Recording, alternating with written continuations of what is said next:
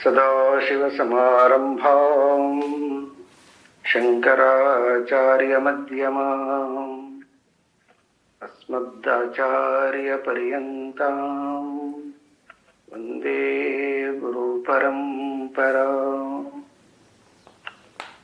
ईश्वरो गुरुराज्ञेति मूर्तिभेदविभागिने व्योमवद्व्याप्तदेहाय दक्षिणामूर्तये नमः।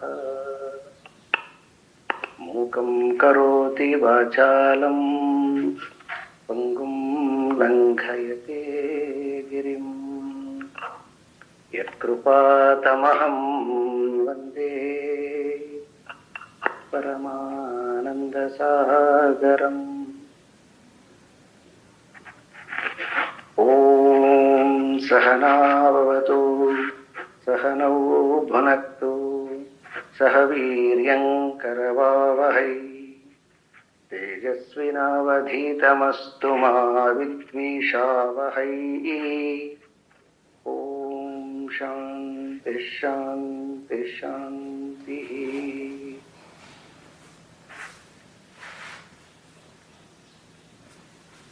ಪರಮಾತ್ಮನ ಅನುಗ್ರಹದಿಂದ ನಮಶ್ರೀ ಶಂಕರಾನಂದ ಗುರುಪಾದಾಂಬುಜನ್ಮನೆ ಸವಿಲಾಸ ಮಹಾಮೋಹ ಗ್ರಾಹಗ್ರಾಸೈಕ ಕರ್ಮಣೆ ತತ್ಪಾದಾಂಬುರುಹದ್ವಂದ್ವ ಸೇವಾ ನಿರ್ಮಲ ಚೇತಸಾಂ ಸುಖಬೋಧಾಯ ತತ್ವಸ್ಯ ವಿವೇಕೋಯಂ ವಿಧೀಯತೆ।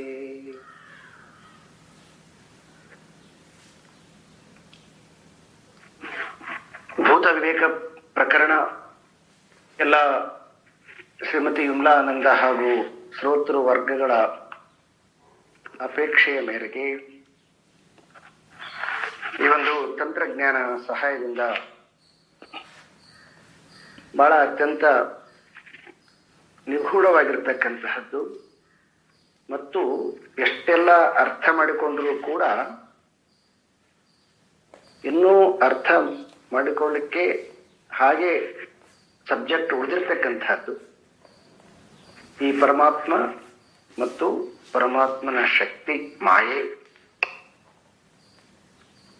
ಪರಮಾತ್ಮನೂ ಅನಂತನೇ ಮತ್ತು ಮಾಯೆ ಕಳಸ ತನಕನೂ ಕೂಡ ಮಾಯೇನು ಕೂಡ ಅನಂತನೇ. ಎಲ್ಲಿಯವರೆಗೆ ನಮಗೆ ಮಾಯೆಯನ್ನ ಕಳಚಿ ಆ ಅನಂತನಾಗಿರ್ತಕ್ಕಂತಹ ಪರಮಾತ್ಮನನ್ನ ಜ್ಞಾನ ದೃಷ್ಟಿಯಿಂದ ನೋಡಕ್ಕಾಗುತ್ತೋ ಅಲ್ಲಿಯವರೆಗೆ ಮಾಯೆ ಅನೇಕ ರೀತಿಯಾಗಿ ನಮಗೆ ಸಂಶಯಗಳನ್ನ ಗೊಂದಲಗಳನ್ನ ಮತ್ತೆ ಅರ್ಥ ಆದಂತ ಆದರೂ ಕೂಡ ಮತ್ತೆ ಇನ್ನೊಂದು ಯಾವ್ದಾದ್ರು ಸಬ್ಜೆಕ್ಟ್ ಬಂದಾಗ ಮತ್ತೆ ಅದು ಕನ್ಫ್ಯೂಸ್ ಆಗ್ತಕ್ಕಂತಹದ್ದು ಮತ್ತೆ ದ್ವಂದ್ವ ಆಗ್ತಕ್ಕಂತಹದ್ದು ಇದೆಲ್ಲವೂ ಕೂಡ ಶಾಸ್ತ್ರದ ಅಧ್ಯಯನದಲ್ಲಿ ಸಹಜವಾಗಿರ್ತಕ್ಕಂತಹ ಅನುಭವ. ಆ ಕಾರಣದಿಂದನೇ ನಮಗೆ ವ್ಯಾಸರಿಂದ ಹಿಡಿದು ಶಂಕರರ ಪರ್ಯಂತವಾಗಿ ಯಾವಾಗಲೂ ನಾವು ಆ ಶ್ರುತಿ ಅಂದ್ರೆ ರಾಗಲ್ಲ, ಶ್ರುತಿ ಅಂದ್ರೆ ಉಪನಿಷತ್ತಿನ ಯಾವಾಗಲೂ ನೆನಪು ಮಾಡಿಕೊಳ್ತೇ ಇರಬೇಕು. ಯಾವಾಗ ಒಂದು ಸ್ವಲ್ಪ ಮಾಯೆ ಆವರಿಸ್ತದೋ ಅವಾಗ ಇದು ಸತ್ಯ ಕಂಡುಬಿಡ್ತದೆ. ಕೇಳುವಾಗ ಪರಮಾತ್ಮನ ಜ್ಞಾನವನ್ನ ಕೇಳುವಾಗ ಪರಮಾತ್ಮ ಸತ್ಯ ಅಂತ ಗೋಚರ ಆಗುತ್ತೆ. ಮತ್ತೆ ಮನಸ್ಸು ವಿಕಲ್ಪವಾದಾಗ ಮತ್ತೆ ಈ ನಮಗೇನು ಅನುಭವದಿದೆಯೋ ಮಾಯದ ಅನುಭವ ಮತ್ತೆ ಅದೇ ಸತ್ಯವಾಗಿ ತೋರುತ್ತೆ. ಅದಕ್ಕೆ ಯಾವಾಗಲೂ ಕೂಡ ನಾವು ಸದಾ ಚಿಂತನಶೀಲರಾಗಬೇಕು. ಯಾವಾಗಲೂ ಉಪನಿಷತ್ತಿನ ವಾಣಿಯನ್ನ ಯಾವಾಗ ನಮಗೆ ದ್ವಂದ್ವಾಗ ಉಪನಿಷತ್ತಿನ ವಾಣಿಯನ್ನ ಹಿಡಿದು ಚಿಂತನೆ ಮಾಡತಕ್ಕಂತಹ ಒಂದು ಸಂಪ್ರದಾಯ, ಇದಕ್ಕೆ ವೈದಿಕ ಸಂಪ್ರದಾಯ ಅಂತ ಹೇಳಿ. ವೈದಿಕ ಸಂಪ್ರದಾಯ ಅಂತಂದ್ರೆ ಯಾರೋ ಒಬ್ಬರ ಸೊತ್ತಲ್ಲ ಅದು. ಬಹಳ ಜನ ಕನ್ಫ್ಯೂಸ್ ಮಾಡಿಕೊಂಡಿದ್ದಾರೆ.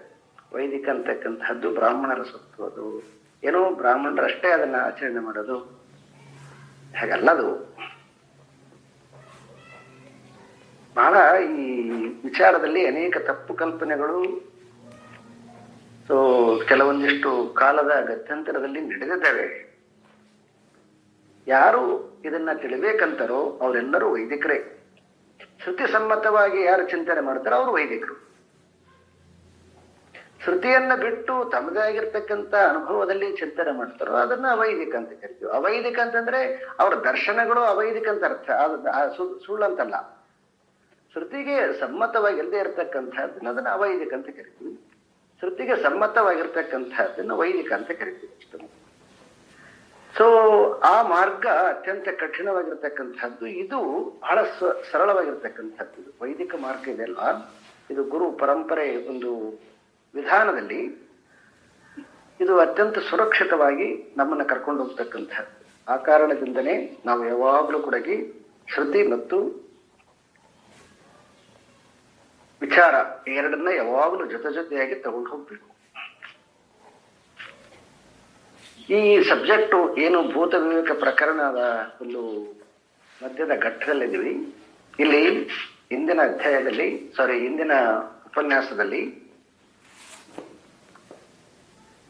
ಅದರ ಹಿಂದಿನ ಉಪನ್ಯಾಸದಲ್ಲಿ ಆ ಸಚ್ಚಿತ್ ಆನಂದ ಸ್ವರೂಪನಾಗಿರ್ತಕ್ಕಂತಹ ಪರಮಾತ್ಮನ ಒಂದು ಚಿತ್ರಣವನ್ನ ನಮಗೆ 7 ಉಪಮಾನಗಳನ್ನ ಕೊಟ್ಟು 7 ಲಕ್ಷಣಗಳನ್ನ ಕೊಟ್ಟು ಆ ಸಚ್ಚಿತ್ತಾನಂದ ಸ್ವರೂಪನಾಗಿರ್ತಕ್ಕಂತಹ ಪರಮಾತ್ಮನನ್ನ ನಿರ್ಣಯ ಮಾಡಿದರು. ಹಾಗೆ ಇದರ ಹಿಂದಿನ ಉಪನ್ಯಾಸದಲ್ಲಿ ಈ ಮಾಯೆ ಅಂತಕ್ಕಂತಹದ್ರ ಬಗ್ಗೆ, ಆ ಪರಮಾತ್ಮನ ಕಾರ್ಯ ಏನಿದೆಯೋ ಆ ಮಾಯೆಯ ಬಗ್ಗೆ ಒಂದಿಷ್ಟು ನಮಗೆ ವಿಷಯವನ್ನ ತಿಳಿಸಿದರು. ಸೊ ಈ ಮಾಯೆಯನ್ನ ಹೇಳುವಾಗ ಅದು ಸದ್ರೂಪವ ಮತ್ತು ಅಸದ್ರೂಪವ ಅಂತ ಹೇಳುವಾಗ ಅದು ಸದ್ರೂಪನೂ ಅಲ್ಲ ಮತ್ತು ಅಸದ್ರೂಪನೂ ಅಲ್ಲ ಅಂತಕ್ಕಂಥದ್ದು. ಅದರ ಅರ್ಥ ಏನಂತಂದ್ರೆ, ಸದ್ರೂಪ ಅಂತಂದ್ರೆ ಯಾವುದು ಸತ್ಸ್ವರೂಪ ಇದೆಯೋ ಪರಮಾತ್ಮನ ಸ್ವರೂಪ ಆ ರೀತಿಯಾಗಿ ಯಾವಾಗಲೂ ಇರತಕ್ಕಂಥದ್ದಲ್ಲ. ಮತ್ತೆ ಹಾಗಿದ್ರೆ ಅದು ಇಲ್ವೇ ಇಲ್ವಾ ಶೂನ್ಯತರ ಅಂತಂದ್ರೆ ಇಲ್ಲ, ಅದು ಇದೆ, ಕಾಣಿಸ್ತದೆ. ಹಾಗಾಗಿ ಅದು ಅಸದ್ರೂಪನೂ ಅಲ್ಲ, ಇಲ್ಲದೆ ಇರತಕ್ಕಂತಹ ವಸ್ತು ಅಲ್ಲ, ಮತ್ತೆ ಯಾವಾಗಲೂ ಇರತಕ್ಕಂತಹ ವಸ್ತು ಅಲ್ಲ. ಇದು ಬಹಳ ಇಂಪಾರ್ಟೆಂಟ್. ಅದಕ್ಕೆ ಸತ್ತ ಅಸತ್ತಾಭ್ಯಾಂ ವಿಲಕ್ಷಣ ಏತತ್ ಮಾಯಾ ಅಂತ.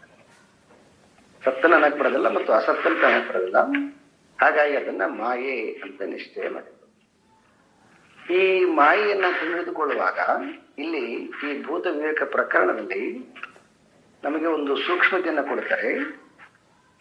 ಆ ಮಾಯೆ ಅಂತಕ್ಕಂತಹದ್ದು ಪರಮಾತ್ಮನನ್ನ ಸ್ವಲ್ಪನೂ ಕೂಡ ವಿಕಾರ ಮಾಡೋದಿಲ್ಲ. ಪರಮಾತ್ಮನನ್ನ ವಿಕಾರ ಮಾಡದೆ ನಮಗೆ ವಿಕಾರವಾಗಿ ಕಾಣುವ ಹಾಗೆ ಅದು ಕ್ರಿಯೇಟ್ ಮಾಡುತ್ತ. ಅವಾಗ ನಮಗೇನ್ ಅನಿಸ್ತದೆ ಅಂತಂದ್ರೆ ಪರಮಾತ್ಮ ವಿಕಾರವಾಗಿದ್ದಾನೆ ಅಂತ ಕಾಣಿಸ್ತದೆ. ಇದಕ್ಕೆ ನಿಮಗೆ ಸುಂದರವಾಗಿರ್ತಕ್ಕಂಥದ್ದು ಒಂದು ಉಪಮಾನ ಅಂತಂದ್ರೆ, ಈಗ ಸಾಮಾನ್ಯವಾಗಿರ್ತಕ್ಕಂತಹ ಮಿರರು ಮತ್ತೆ ವಿಶೇಷವಾಗಿರ್ತಕ್ಕಂತಹ ಮಿರರ್ ಅಂತಂದ್ರಿ, ಇಲ್ಲ ನೀವು ಸ್ಪೆಕ್ಟ್ ಅಂತ ಕನ್ನಡಕ. ಈಗ ನೋಡಿ, ಸಾಮಾನ್ಯವಾಗಿರ್ತಕ್ಕಂತಹ ಗ್ಲಾಸ್ ಅಲ್ಲಿ ಹೊರಗಿನ ವಸ್ತುಗಳು ಸಹಜವಾಗಿ ಕಾಣಿಸ್ತವ. ಅದೇ ನೀವು ಸ್ವಲ್ಪ ವಿಶೇಷವಾಗಿರ್ತಕ್ಕಂಥ ಈ ಫಿಲ್ಮ್ಗಳಿಗೆ ಹೋಗ್ತೀವಿ ನೋಡಿ, 3D ಫಿಲ್ಮ್ಗಳಂತ ಹೋಗ್ತೀವಿ. ಅಲ್ಲಿ ಏನಾಗುತ್ತೆ ಅಂತಂದ್ರೆ ಆ ಗ್ಲಾಸಿನ ಶಕ್ತಿ ಆ ಪರದೆಯಲ್ಲಿರ್ತಕ್ಕಂತಹ ವಸ್ತುವನ್ನ ಸ್ವಲ್ಪವೂ ಕೂಡ ಸ್ಪರ್ಶ ಮಾಡದಂತೆ ಅದನ್ನ ವಿಕಾರಗೊಳಿಸುತ್ತೆ. ಅದನ್ನು ವಿಕಾರಗೊಳಿಸುತ್ತೆ ಅಂದ್ರೆ ಅದನ್ನ ಮುಟ್ಟೋದಿಲ್ಲ. ಅದನ್ನ ಪರದೆಯ ಮೇಲೆ ಇರ್ತಕ್ಕಂತಹ ವಸ್ತುವನ್ನ ಸ್ವಲ್ಪನೂ ಕೂಡ ಟಚ್ ಮಾಡೋಕ್ಕಾಗಲ್ಲ ಅದಕ್ಕೆ. ಆದ್ರೆ ನಮಗೆ ನೋಡೋರಿಗೆ ಆ ಸ್ಪೆಕ್ಟ್ ಪರಿಣಾಮ ನಮಗೆ ಏನ್ ಮಾಡುತ್ತೆ ಅಂದ್ರೆ ವಿಕಾರವಾಗಿ ಕಾಣಿಸುವಾಗ ಮಾಡುತ್ತೆ. ನಮಗೆ ಆ ಗ್ಲಾಸಿನ ಮಹತ್ವ ಗೊತ್ತಿತ್ತು ಅಂತಂದ್ರೆ ನಮಗೆ ಕನ್ಫ್ಯೂಸ್ ಆಗೋದಿಲ್ಲ. ಆ ಗ್ಲಾಸಿನ ಮಹತ್ವ ಗೊತ್ತಿಲ್ಲದೆ ಇರುವಾಗ, ಯಾಕಂದ್ರೆ ಯಾವಾಗಲೂ ಕೂಡ ಕನ್ನಡಕ್ಕೆ ಹಾಕೊಂಡಿರ್ತಕ್ಕಂಥದ್ದು ನಾವು. ನಾವು ಇವಾಗಿಲ್ಲಲ್ವಾ ಇವರು ತಮಿಳ್ನಾಡು ಮೊದಲು ಚೀಫ್ ಮಿನಿಸ್ಟರ್ ಇಲ್ಲ ಕರುಣಾನಿಧಿ, ಅವ್ರು ಕನ್ನಡಕ್ಕೆ ಇರ್ತಕ್ಕಂಥದ್ದು ಯಾವ್ದು ಫೋಟೋಗಳಿಲ್ಲ ನಿಮಗೆ ನೋಡಿರ್ಬೇಕು. ಸುಮ್ಮನೆ ಜನರಲ್ ಆಗಿ ಹೇಳ್ತಾ ಇದ್ದೀನಿ. ಆ ರೀತಿಯಾಗಿ ಯಾವಾಗಲೂ ಕೂಡ ಈ ಮಾಯದಿಂದನೇ ಕೂಡಿರ್ತಕ್ಕಂಥವ್ರಿಗೆ ನಮಗೆ ಆ ಮೂಲ ವಸ್ತು ವಿಕಾರವಾಗಿ ಕಾಣಿಸ್ತದೆ. ಅದಕ್ಕೆ ಶಾಸ್ತ್ರಕಾರರು ಹೇಳ್ತಾರ, ಆ ಮೂಲ ವಸ್ತುವನ್ನ ಅದು ಏನು ಹುಟ್ಟೋದಿಲ್ಲ, ಅದನ್ನ ಚರ್ಚೆ ಮಾಡೋದಿಲ್ಲ ಅದು. ಯಾಕಂದ್ರೆ ಅದಕ್ಕೆ ಸ್ವತಂತ್ರ ಇಲ್ಲ, ಅದಕ್ಕೆ ಆ ಶಕ್ತಿ ಇಲ್ಲ. ಅದು ಆ ಮೂಲ ವಸ್ತುವನ್ನ ವಿಕಾರ ಮಾಡದೆ ನಮಗೆ ವಿಕಾರ ಅಂತಂದ್ರ ಇರ್ತಕ್ಕಂಥ ಸ್ವರೂಪವನ್ನ ಇನ್ನೊಂದು ರೀತಿಯಾಗಿ ತೋರಿಸ್ತಕ್ಕಂಥದ್ದು ಅಂತ. ಇದು ಮಾಯೆ ಕಾರ್ಯ. ಇದಕ್ಕೆ ನಮಗೆ ಮೂಲಾಧ್ಯಾಸ ಅಂತ ಕರೀತಾರೆ. ಯಾಕಂದ್ರೆ ಈ ಜಗತ್ತು ವ್ಯಕ್ತ ಆಗಿರ್ತಕ್ಕಂತಹದ್ದೇ ಈ ತ್ರಿಗುಣಾತ್ಮಕವಾದ ಶಕ್ತಿಯ ಮಾಯಿಂದ ಕಾಣಿಸ್ಕೊಳ್ತಕ್ಕಂಥದ್ದು. ವ್ಯಕ್ತ ಅಂತಂದ್ರೆ ಅದನ್ನ ನಾವು ಶಂಕರ ಭಾಷೆಯಲ್ಲಿ ಮಾತನಾಡ್ಬೇಕಂದ್ರೆ ಕಾಣಿಸ್ಕೊಳ್ತಕ್ಕಂಥದ್ದು. ಆದ್ರೆ ನಾವು ಕಾಮನ್ ಪೀಪಲ್ ಹೇಳುವಾಗ ಅದನ್ನ ವ್ಯಕ್ತ ಅಂತ ಭಾಷೆ ಬಳಸ್ತೀವಿ ಅಷ್ಟೇ. ಈ ಮಾಯೆ ಅಂತಕ್ಕಂಥದ್ದು ಮೂಲ ವಸ್ತುವನ್ನ ಸ್ವಲ್ಪವೂ ಕೂಡ ಕೆಡಿಸದಂತೆ ನಮ್ಗೆ ವಿಕಾರವಾಗಿ ಕಾಣಿಸುವ ಹಾಗೆ ಮಾಡುತ್ತೆ.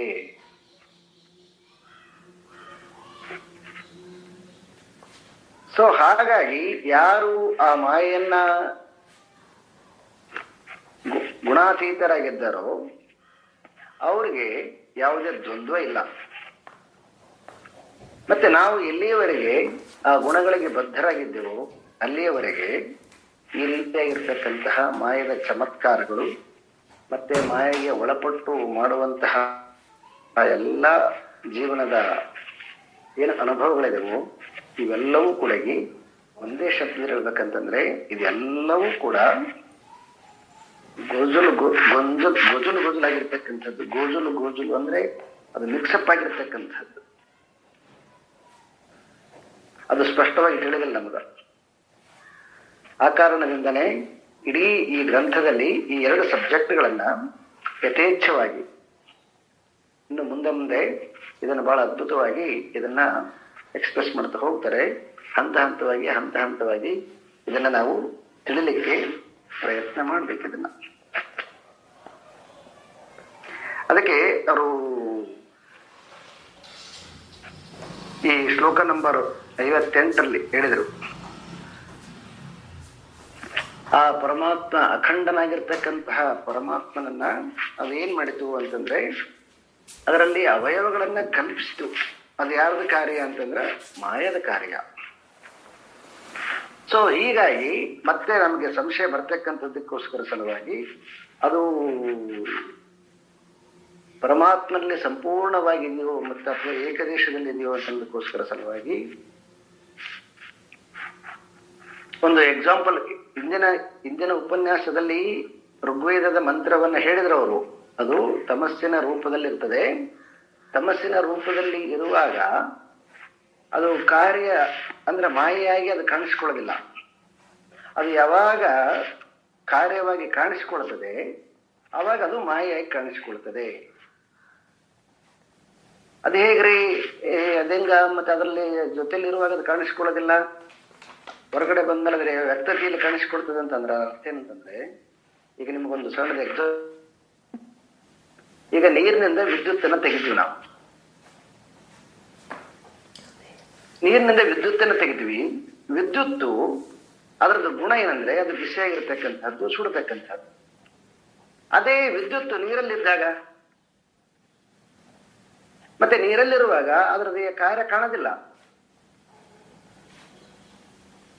ನೀರಿನಿಂದ ಆಚೆ ಬಂದಾಗ, ನೀರಿನ ಶಕ್ತಿ ಪ್ರವಾಹದಲ್ಲಿ ಬಂದಾಗ ಅದು ಕಾಣಿಸ್ಕೊಳ್ತಕ್ಕಂಥದ್ದು. ಆದ್ರೆ ನೀರಲ್ಲಿರುವಾಗ ಅದನ್ನ ನೀರನ್ನು ಸುಡೋದಿಲ್ಲ, ಮತ್ತೆ ನೀರನ್ನು ಯಾರು ಮುಟ್ಟುತ್ತವೋ ಅವ್ರನ್ನು ಕೂಡ ಸುಡೋದಿಲ್ಲ. ಅದು ಈಗ ಅರ್ಥ ಮಾಡ್ಕೋಬೇಕು ಅದನ್ನ ನಾವು. ಈಗ ಕೆಲವೊಂದು ಉದಾಹರಣೆಗಳ ಮುಖಾಂತರವಾಗಿ ನಾವು ಅದನ್ನ ಅನ್ವಯ ಮಾಡ್ಕೋಬೇಕು. ಅವಾಗ ಅದು ಒಂದು ಐಡಿಯಾ ಬರ್ತದೆ ನಮ್ಗೆ. ಇಲ್ಲಂತಂದ್ರೆ ಅದು ಏನು ಗೊತ್ತಾಗತ್ತಿಲ್ಲ. ಯಾವಾಗಲೂ 2 ಎಕ್ಸಾಂಪಲ್ಗಳನ್ನ ನೀವು ಸೊ ಪರಮಾತ್ಮನನ್ನ ಚಿಂತನೆ ಮಾಡುವಾಗ ನೀರು ಮತ್ತು ವಿದ್ಯುತ್ 2 ಒಟ್ಟಿಗಿದ್ದಾಗಲೂ ಕೂಡ ವಿದ್ಯುತ್ತಿನ ಕಾರ್ಯ ನಮಗೆ ಹೇಗೆ ಕಾಣೋದಿಲ್ವೋ, ಇದು ಪರಮಾತ್ಮನಲ್ಲಿ ಅಡಗಿಕೊಂಡಿರ್ತಕ್ಕಂತಹ ಸರ್ವ ಎಲ್ಲ ಶಕ್ತಿಗಳು ಅದು ಕೇವಲ ಹೇಗೆ ಬರೀ ನೀರಾಗಿ ಕಾಣಿಸ್ತದೋ, ಆ ನೀರಲ್ಲಿ ಬೇಕಾದಷ್ಟು ಶಕ್ತಿ ಇದೆ, ಅದು ಬರೀ ನೀರಾಗಿ ಕಾಣಿಸ್ತದೋ.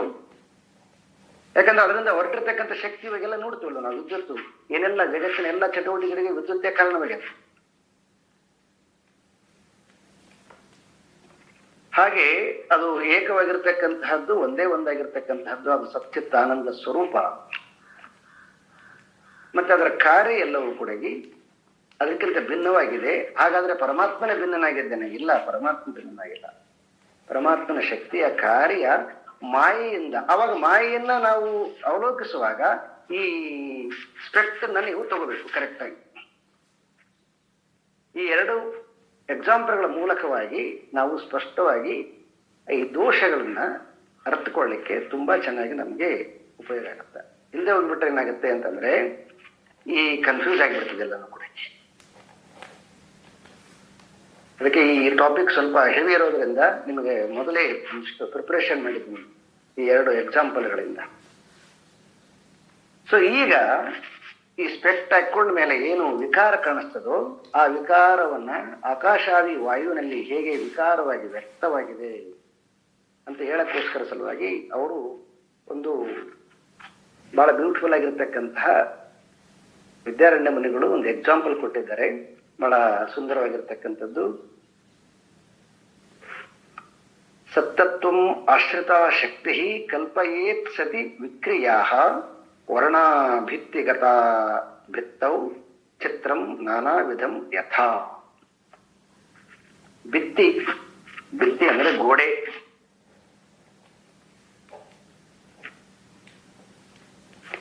ಗೋಡೆ ಅಂತಕ್ಕಂಥದ್ದನ್ನ ಒಂದು ಅವರು ನಾವು ನೀರಿನ ಎಕ್ಸಾಂಪಲ್ ಕೊಟ್ಟು ನಾವು ಇಲ್ಲಿ ಅದಕ್ಕಿಂತ ಇನ್ನೂ ಹತ್ತಿರವಾಗಿರ್ತಕ್ಕಂಥದ್ದು ಒಂದು ಎಕ್ಸಾಂಪಲ್ ಕೊಡ್ತಿದ್ದಾರೆ ಅವರು. ಗೋಡೆಯ ಮೇಲೆ ನಾನಾ ವಿಧವಾದ ಬಣ್ಣಗಳಿಂದ ಸುಂದರವಾಗಿರ್ತಕ್ಕಂತಹ ಒಂದು ನೇಚರ್ ಅನ್ನ ನಾವು ಬರಿತೀವಿ ಗೋಡೆ ಮೇಲೆ.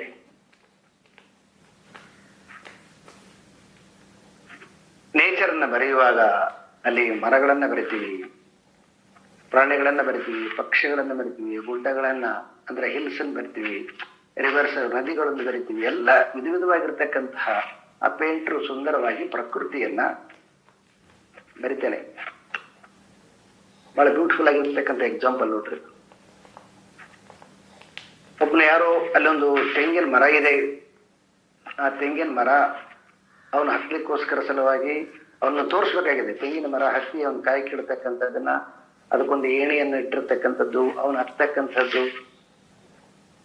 ಮತ್ತೆ ಯಾರೋ ಒಬ್ರು ಆಳವಾದ ಪ್ರದೇಶದಲ್ಲಿ ಇಳಿತಕ್ಕಂಥದ್ದು, ಯಾರೋ ಒಬ್ರು ನೀರಲ್ಲಿ ಸ್ನಾನ ಮಾಡ್ತಕ್ಕಂಥದ್ದು, ಯಾವುದೋ ಒಂದು ಪ್ರಾಣಿ ಇನ್ನೊಂದು ಪ್ರಾಣಿಯನ್ನ ಬೇಟೆಯಾಡ್ತಕ್ಕಂಥದ್ದು, ಇನ್ಯಾವುದೋ ಒಂದು ಫ್ಯಾಮಿಲಿ ಕುಟುಂಬ, ಅಲ್ಲಿ ಎಲ್ಲ ವಿಧವಾಗಿರ್ತಕ್ಕಂಥ ಚಿತ್ರ.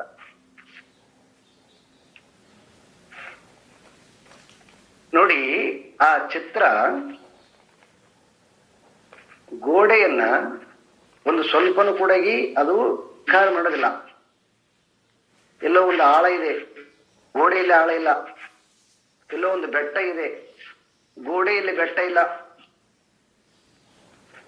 ಒಂದು ತೆಂಗಿನ ಮರ ಇದೆ, ಗೋಡೆಯಲ್ಲಿಲ್ಲ.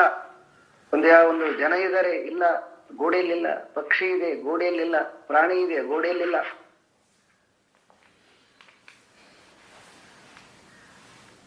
ಮತ್ತೆ ಯಾರಿಗೆ ಅದು ಚಿತ್ರ ಅಂತ ಸ್ಪಷ್ಟವಾಗಿ ಗೊತ್ತದು ಅವನಿಗೂ ಕೂಡ ಕನ್ಫ್ಯೂಸ್ ಇಲ್ಲ. ಅದು ಅಲ್ಲಿ ಹಳ್ಳನಿರ್ಲಿ, ತೆಗ್ಗನಿರ್ಲಿ, ನೀರರಿರ್ಲಿ, ಬೆಂಕಿಯರಿರ್ಲಿ, ಇಲ್ಲಿ ಬೆಂಕಿ ಬಿದ್ದಿದೆ ಅಂತ ಹೇಳ್ಬಿಟ್ಟು ನಾವೇನಾದ್ರೂ ತಗೊಂಡೋಗಿ ನೀರು ಎರ್ಸಕ್ ಹೋಗ್ತೀವ? ಇವತ್ತು ತುಂಬಾ ಅಲ್ಲಿ ಮಳೆ ಬರ್ತಾ ಇದೆ ಅಂತ ಹೇಳ್ಬಿಟ್ಟು ಮನೆ ಸೇರ್ಕೋಬೇಕಂತ ಹೇಳಿ ಓಡೋಗ್ತೀವ ಚಿತ್ರ ನೋಡ್ತಾ?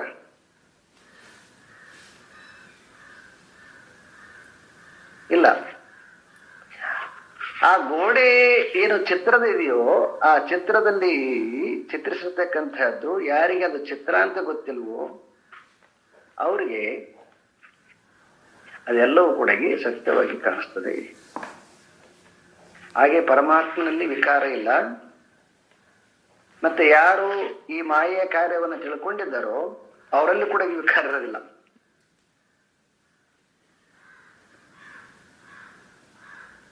ಇಬ್ರು ಒಂದೇ ಬಿಡ್ತಾರೆ ಇಲ್ಲಿ. ಅದಕ್ಕೆ ಯಾಕೆ ಮಾಯೆಯನ್ನ ಕಳ್ಕೊಂಡಿರ್ತಕ್ಕಂಥವನಿಗೆ ಎಲ್ಲಾ ದುಃಖಗಳು, ಎಲ್ಲಾ ಹರ್ಷಗಳು, ಶೋಕಗಳು ಯಾವುದಿರೋದಿಲ್ಲ. ಅಂದ್ರೆ ಹರ್ಷ ಶೋಕ ಅಂತಂದ್ರೆ ಈ ಸಂಸಾರದಲ್ಲಿ ಜಗತ್ತಿನಲ್ಲಿರ್ತಕ್ಕಂತಹ ಹರ್ಷ ಶೋಕಗಳು ಅವನು ತಾಕೋದಿಲ್ಲ. ಗೀತೆಯಲ್ಲಿ ಇದನ್ನೆಲ್ಲ ನೋಡಿದ್ದೀವಿ ನಾವು ಬಹಳ ಚೆನ್ನಾಗಿ. ಇದೆಲ್ಲ ಸಾಮಾನ್ಯವಾಗಿರ್ತಕ್ಕಂತಹ ಮನೋವ್ಯಾಪಾರಗಳಿಂದ ಅವನು ಹೇಗೆ ದಾಟಿರ್ತಾನೆ ಅಂತಕ್ಕಂತಹದ್ದನ್ನ. ಹಾಗೆ ಯಾರು ಆ ಭಿತ್ತಿಯಲ್ಲಿರ್ತಕ್ಕಂಥ ಚಿತ್ರವನ್ನ ತಿಳುವಳಿಕೆ ಇರ್ತಕ್ಕಂಥವನು ನೋಡಿದಾಗ ಅದರ ಎಲ್ಲ ವಿಕಾರಗಳು ಹೇಗೆ ಸತ್ಯ ಅಲ್ಲಂತ ತಿಳ್ಕೊಳ್ತಾನೋ, ಮತ್ತೆ ನಾವು ಗೋಡೆಯ ಆಧಾರದಲ್ಲಿ ನೋಡಿದಾಗ ಗೋಡೆಯಲ್ಲಿ ಕೂಡಗೆ ಅದು ಯಾವುದು ಕೂಡಗೆ ಗೋಡೆಯನ್ನು ಒಂದು ಸ್ವಲ್ಪವೂ ಕೂಡ ಸ್ಪರ್ಶ ಮಾಡದಂತೆ ಇಷ್ಟೆಲ್ಲ ವೈವಿಧ್ಯಮಯವಾಗಿರ್ತಕ್ಕಂತಹದ್ದು ಇದು ಯಾರ ಕಾರ್ಯ ಅಂತಂದ್ರೆ ಇದು ಮಾಯೆಯ ಕಾರ್ಯ.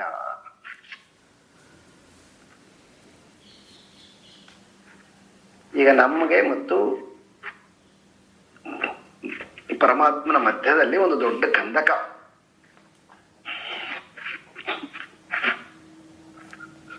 ಭೂತಗಳು ಕೂಡ ನಮಗೆ ಆ ಮಾಯೆ ಅಂತಕ್ಕಂಥದ್ದು ಯಾವುದು ಶಕ್ತಿ ಇದೆಯೋ ಆ ಭೂತಗಳನ್ನು ಕೂಡ ನಮಗೆ ವಿಕಾರ ಮಾಡಿ, ವಿಕಾರ ಅದು ಮಾಡಿಲ್ಲ, ವಿಕಾರವಾಗಿ ಇದು ಆಕಾಶ, ಇದು ವಾಯು, ಇದು ಅಗ್ನಿ, ಇದು ಜಲ, ಇದು ಪೃಥ್ವಿ, ಇದೆಲ್ಲ ವಿಕಾರ. ಸೊ ಇದೆಲ್ಲ ವಿಕಾರಗಳಿಂದ ತುಂಬಿರ್ತಕ್ಕಂಥದ್ದು ನಮಗೆ ಅದರ ಆಚೆ ಗೊತ್ತಿಲ್ಲದಿರೋದ್ರಿಂದ ಈಗ ನಮಗೆ ಅದೆಲ್ಲ ಸತ್ಯವಾಗಿದೆ. ಮತ್ತೆ ನಮ್ಮ ಮನಸ್ಸಿನಲ್ಲಿ ಅದರದೇ ಆಗಿರ್ತಕ್ಕಂಥದ್ದು ಇನ್ನೊಂದು ಗುಣ ಇದೆ, ಸತ್ವ ರಜಸ್ಸು ತಮಸ್ಸು ಅಂತಕ್ಕಂಥದ್ದು. ಆ ಗುಣಗಳಿಂದಲೇ ನಮ್ಮ ಮನಸ್ಸು ಕಾರ್ಯ ಮಾಡೋದ್ರಿಂದ ಮತ್ತೆ ಅದನ್ನು ನೋಡ್ತಕ್ಕಂಥದ್ದು ನಮ್ಮಲ್ಲಿ ಬರ್ತಕ್ಕಂತಹ ವಿಚಾರಗಳು, ಮತ್ತೆ ಅದಕ್ಕೆ ನೋಡ್ತಕ್ಕಂಥದ್ದು ಇದು ಸಂಸಾರ.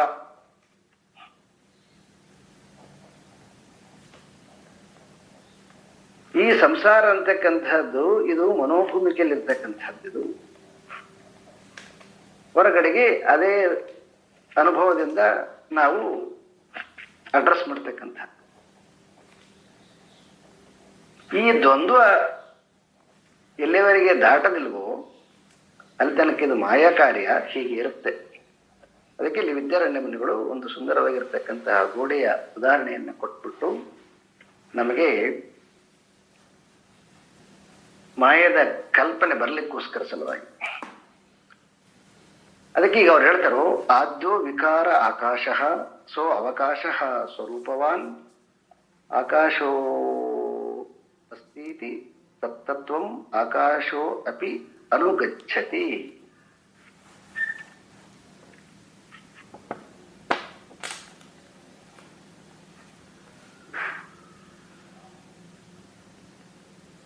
ಮೊದಲು ವಿಕಾರ ಆಗಿರ್ತಕ್ಕಂಥದ್ದು ಯಾವುದು ಅಂತಂದ್ರೆ ಮೊದಲು ಆಕಾಶ ಅಂತ. ಆಕಾಶ ಅಂತಂದ್ರೆ ಅದರ ಅರ್ಥ ಅಂತಂದ್ರೆ ಅದರದ್ದು ಮೂಲ ಸ್ವರೂಪದರದ್ದು ಅವಕಾಶ. ಅವಕಾಶ ಇರೋದ್ರಿಂದ ಅದು ಆಕಾಶ ಆಗಿದೆ, ಆಕಾಶವು ಇದೆ ಅಂತ ಯಾವಾಗ ಹೇಳ್ತೀವೋ ಅಲ್ಲಿ ಬ್ರಹ್ಮದ ಸತ್ಸ್ವರೂಪ ಅದು ಅವಕಾಶ ಅಂತಕ್ಕಂತಹದ್ದು ಪರಮಾತ್ಮನ ಗುಣ. ಆಕಾಶ ಅಂತಕ್ಕಂತಹದ್ದು ಮಾಯದ ನಿರ್ಮಾಣ ಮಾಡಿರ್ತಕ್ಕಂತಹದ್ದು ಗುಣ. ಆಕಾಶ ಇದೆ ಅಂತ ಹೇಳುವಾಗ, ಆಕಾಶ ಅಂತಕ್ಕಂಥದ್ದು ಇದೆ ಅಂತಕ್ಕಂಥದ್ದು ಹೇಳುವಾಗ ಆ ಸತ್ಸ್ವರೂಪದಿಂದನೇ ಆಕಾಶದ ಗುಣವನ್ನ, ಆಕಾಶದ ಸ್ವರೂಪವನ್ನ ನಾವು ಗಮನಿಸ್ತೀವಿ. ಆ ಅವಕಾಶ ತೆಗೆದ್ಬಿಟ್ರೆ ಆಕಾಶಕ್ಕೇನು ಅರ್ಥ ಇಲ್ಲ. ಇದೊಂದು ಸ್ವಲ್ಪ ಕನ್ಫ್ಯೂಸ್ ಆದ್ರಾಗ್ಲಿ, ಹಾಗೆ ನಿಮಗೆ ಮುಂದೆ ಗೊತ್ತಾಗುತ್ತೆ. ಇನ್ನೊಂದು ಸ್ವಲ್ಪ ನೋಡ್ತಾ ಹೋದ್ರೆ ಕೆಲವೊಬ್ಬರಿಗೆ ಅರ್ಥ ಆಗದಿರ್ಬೋದು. ಅದಕ್ಕೆ ಮೊದಲು ಒಂದು ಚಿತ್ರದ ಬಗ್ಗೆ ಹೇಳಿದೆ ನಿಮಗ. ಈಗ ಸ್ವಲ್ಪ ಮುಂದೆ ಅವ್ರದವ್ರು ಹೇಳ್ತಿದ್ದಾರೆ, ಏಕ ಸ್ವಭಾವಂ ಸತ್ವತ್ವಂ ಆಕಾಶೋ ದ್ವಿಸ್ವಭಾವಕಃ ನ ಅವಕಾಶ ಸತಿ ವ್ಯೋಮ್ನಿ ಸ ಚೈಷೋ ಅಪಿ ದ್ವಯಂ ಸ್ಥಿತಂ. ಆಕಾಶ ಸದ್ವಸ್ತು ಅಂತಕ್ಕಂಥದ್ದು ಏಕ ಸ್ವಭಾವವಾಗಿದೆ. ಅದರದ್ದು ಅವಕಾಶ, ಅದ್ರದ್ದು ಒಂದೇ ಗುಣ.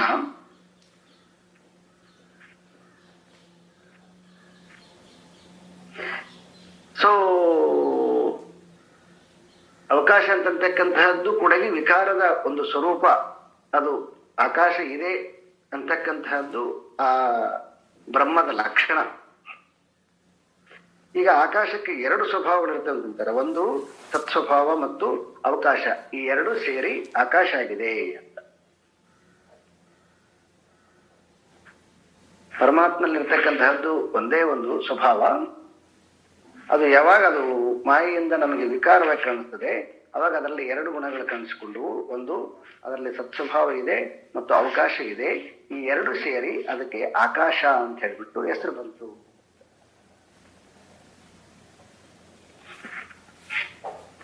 ಅದಾದ್ಮೇಲೆ ಅದರಲ್ಲಿರ್ತಕ್ಕಂಥ ಶಬ್ದವನ್ನ ತಿಳಿಲಿಕ್ಕೋಸ್ಕರ ಸಲುವಾಗಿ ಈಗ ಮತ್ತೊಂದು ಶ್ಲೋಕವನ್ನು ಹೇಳ್ತಾ ಇದ್ದಾರೆ.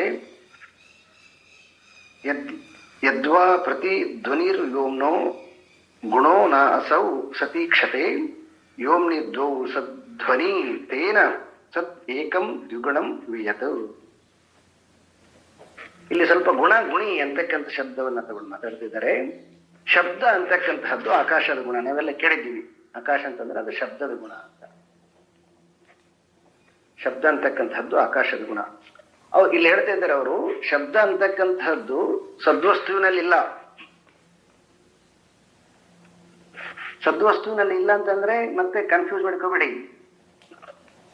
ನೀರಿನ ಎಕ್ಸಾಂಪಲ್ ಕೊಟ್ಟಿನಲ್ವಾ, ನೀರಲ್ಲಿ ಶಕ್ತಿ ಇರುವಾಗ ಬಿಸಿ ಇರೋದಿಲ್ಲ. ಬಿಸಿ ಇರೋದಿಲ್ಲ ಅಂತಂದ್ರೆ ಇಲ್ಲ ಅಂತ ಅರ್ಥ ಅಲ್ಲ, ಅದರ ಅಭಿವ್ಯಕ್ತಿಯಲ್ಲಿ ಅದು ಬಿಸಿಯಾಗಿ ಕಾಣಿಸ್ಕೊಡ್ತದೆ. ಹಾಗೆ ಆಕಾಶದ ಸ್ವರೂಪ, ಆಕಾಶದ ಗುಣ ಏನಂತಂದ್ರೆ ಶಬ್ದ ಅಂತಕ್ಕಂಥದ್ದು ಆಕಾಶದ ಗುಣ. ಅದಕ್ಕೆ ಅವರು ಇದು ಬ್ರಹ್ಮನಲ್ಲಿ ಇರುವುದಿಲ್ಲ ಅಂತಂತಾರೆ. ಆಕಾಶಕ್ಕೆ ಸತ್ಸ್ವಭಾವ ಮತ್ತು ಶಬ್ದ ಎಂಬ ಎರಡು ಗುಣಗಳಿರ್ತವೆ. ಆದುದರಿಂದ ಬ್ರಹ್ಮವು ಏಕ ಸ್ವಭಾವವುಳ್ಳದ್ದು, ಆಕಾಶವು ಎರಡು ಸ್ವಭಾವ ಎಂದಾಗುತ್ತದೆ. ಯಾವಾಗ ಅದು ಒಂದು ವಿಕಾರ ಆಯಿತು, ವಿಕಾರ ಆದ್ಮೇಲೆ ಆ ವಿಕಾರದ ಒಂದು ಪ್ರತಿ ರೂಪ ಇನ್ನೊಂದಾಗಿ ಮೂಡುತ್ತದು ಸಹಜವಾಗಿ.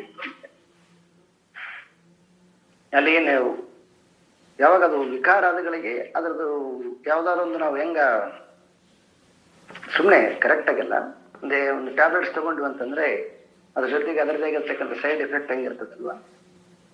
ಯಾವಾಗ ಅದು ವಿಕಾರಾದಿಗಳಿಗೆ ಅದರ ಇನ್ನೊಂದು ಗುಣ ಅದರ ವಿಕಾರತೆ ಕಾಣಿಸಿಕೊಳ್ತದೆ ಅದು ಅಂತ.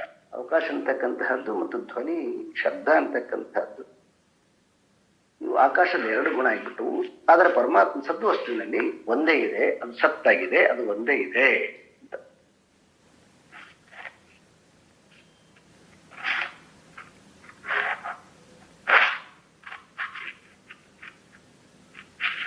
ಯಾ ಶಕ್ತಿ ಕಲ್ಪಯೇತ್ ವ್ಯೋಮ ಸಾ ಸದ್ಯೋದ್ಯೋಹೋ ಅಭಿನ್ನತಾಂ ಅಪದ್ಯ ಧರ್ಮಧರ್ಮಿತ್ವಂ ವ್ಯತ್ಯಯೇನ ಅವಕಲ್ಪಯೇ.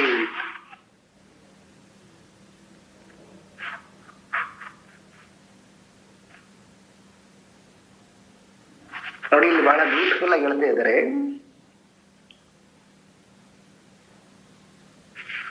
ಅಂದ್ರೆ ಆಕಾಶಕ್ಕೆ, ಬ್ರಹ್ಮಕ್ಕೆ ಮತ್ತು ಆಕಾಶಕ್ಕೆ ಒಟ್ಟಾರೆ ಭೇದ ಇಲ್ಲ.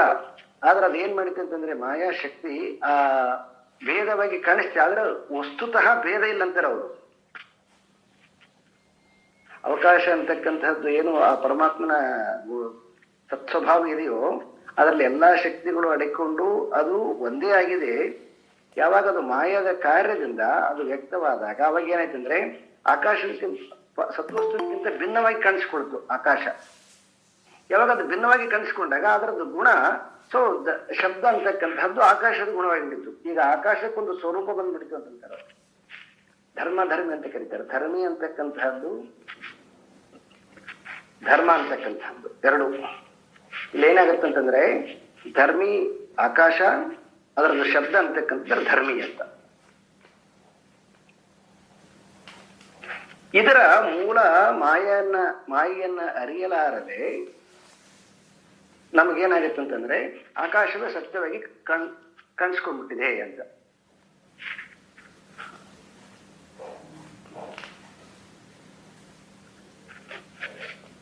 ಈಗ ಒಂದು ಸಿಂಪಲ್ ಆಗಿ ಒಂದು ಎಕ್ಸಾಂಪಲ್ ಹೇಳ್ಬೇಕಂತಂದ್ರೆ, ಈ ರಮಣಶ್ರೀ ಲೇಔಟ್ ಇದೆ. ಈ ಲೇಔಟ್ ಅಲ್ಲಿ ಒಬ್ಬ ಸೈಟು ಬಿಸ್ನೆಸ್ ಮಾಡ್ತಕ್ಕಂಥವನು ಎಲ್ಲ ಸೈಟ್ ಮಾಡ್ತಾನೆ. ಸೈಟ್ ಮಾಡಿ ಅದಕ್ಕೆಲ್ಲ ನಂಬರ್ಗಳು ಕೊಡ್ತಾನೆ. ನೋಡಿ, ಈ ಸೈಟ್ ಬೇರೆ, ಈ ಸೈಟ್ ಬೇರೆ, ಈ ಸೈಟ್ ಬೇರೆ, ಎಲ್ಲ ಭಾಗ ಮಾಡಿದ್ದಾನೆ.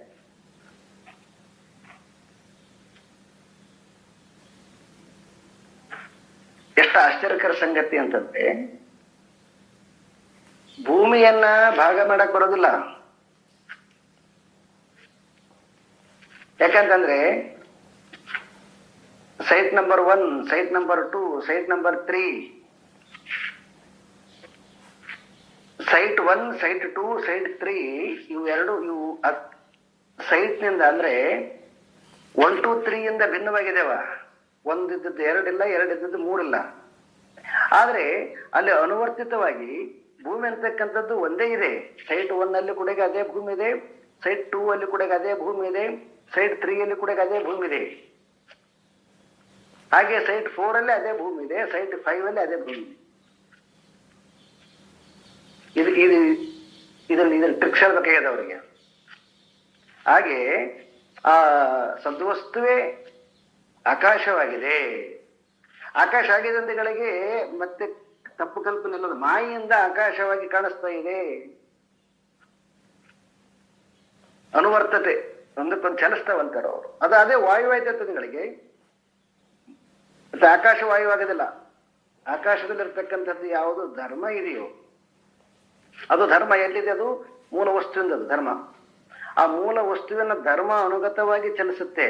ಆಕಾಶ ಚಲಿಸೋದಿಲ್ಲ, ವಾಯು ಚಲಿಸೋದಿಲ್ಲ ಅಂದ್ರೆ ಆಕಾಶದ ಧರ್ಮ ವಾಯುವಿನಲ್ಲಿಲ್ಲ, ವಾಯುವಿನ ಧರ್ಮ ಅಗ್ನಿಯಲ್ಲಿಲ್ಲ, ಅಗ್ನಿಯ ಧರ್ಮ ಜಲದಲ್ಲಿಲ್ಲ, ಜಲದ ಧರ್ಮ ಪೃಥ್ವಿಯಲ್ಲಿಲ್ಲ.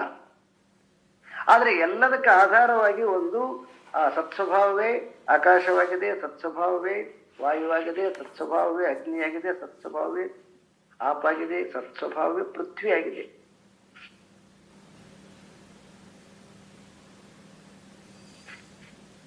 ಈ ನಮಗೆ ಭೂಮಿಯನ್ನ ಭಾಗ ಮಾಡಿರ್ತಾರ ಕಾಣಿಸ್ತದ. ಈ ಸೈಟ್ ಬೇರ್ರಿ, ಆ ಸೈಟ್ ಬೇರೆ, ಕರೆಕ್ಟ್ ವ್ಯವಹಾರದಲ್ಲಿ ಕರೆಕ್ಟ್ ಆಗಿದೆ ಅದು. ಆದ್ರೆ ಭೂಮಿಯನ್ನ ಆಧಾರವಾಗಿ ಇಟ್ಕೊಂಡು ಮಾತಾಡಿದೀವಿ ಅಂತಂದ್ರೆ, ಭೂಮಿಯನ್ನ ಆಧಾರವಾಗಿ ಇಟ್ಕೊಂಡು ಮಾಡಿದೀವಿ ಅಂತಂದ್ರೆ, ನೀವು 1000 ಸೈಟ್ಗಳು ಹೇಳ್ರಿ, ಆ 1000 ಸೈಟ್ಗಳಲ್ಲಿ ಒಂದೇ ಒಂದು 1000 ಸೈಟಲ್ಲಿ ಇರ್ತಕ್ಕಂಥದ್ದು ಒಂದೇ ಒಂದು ಭೂಮಿ, ಅನೇಕ ಭೂಮಿಗಳಿಲ್ಲ. ಆದರೆ ನಂಬರ್ನಿಂದ 1000 ಸೈಟ್ಗಳುಂಟು. ಈಗ ಭೂಮಿ 1000 ಸೈಟ್ಗಳಾಗಿದೆ. ಅಲ್ಲಿ ಏನಿಲ್ರಿ, ಈಗ ಎಲ್ಲ ಸೈಟ್ ಆಗಿಬಿಟ್ಟಿದ್ದೇವೆ. ಓಕೆ,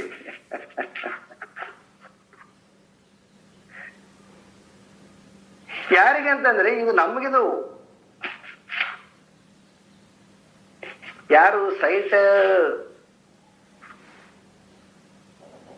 ಏನೊಂದು ಬೌಂಡ್ರಿಯಲ್ಲಿ ವ್ಯವಹಾರ ಮಾಡ್ತಿದ್ದೀವಿ, ನಮ್ಗೆ ಸೈಟ್ 3, ಸೈಟ್ 4. ಆದ್ರೆ ಭೂಮಿಯ ದೃಷ್ಟಿಯಲ್ಲಿ ಸೈಟ್ 1, ಸೈಟ್ 2, ಸೈಟ್ 3 ಇಲ್ಲ. ಇಟ್ ಇಸ್ ಬ್ಯೂಟಿಫುಲ್ ಲಾಜಿಕ್ ಇದು. ಹಾಗೆ ಪರಮಾತ್ಮನ ದೃಷ್ಟಿಯಲ್ಲಿ ಆಕಾಶ ಇಲ್ಲ, ವಾಯು ಇಲ್ಲ, ಅಗ್ನಿ ಇಲ್ಲ, ಆಪ ಇಲ್ಲ, ಪೃಥ್ವಿ ಇಲ್ಲ. ಸೊ ಮಾಯಾ ಕಾರ್ಯದಿಂದ ನಮಗೇನಾಗ್ತೀವಿ ಅಂತಂದ್ರೆ ಆಕಾಶವೇ ಬೇರೆಯಾಗಿದೆ, ವಾಯು ಬೇರೆಯಾಗಿದೆ, ಅಗ್ನಿ ಬೇರೆಯಾಗಿದೆ, ಆಪ ಬೇರೆಯಾಗಿದೆ, ಪೃಥ್ವಿ ಬೇರೆಯಾಗಿದೆ. ಯಾಕಂತಂದ್ರೆ ಅವ್ರು ಫರ್ದರ್ ಹೇಳ್ತಾನವ, ಆಕಾಶದ ಗುಣ ಶಬ್ದ ಅದು ಸದ್ವಸ್ತುವಿನಲ್ಲಿರ್ತಕ್ಕಂಥದ್ದು, ಅದು ಇಲ್ಲಿ ವಿಕಾರವಾಗಿರ್ತಕ್ಕಂಥದ್ದು.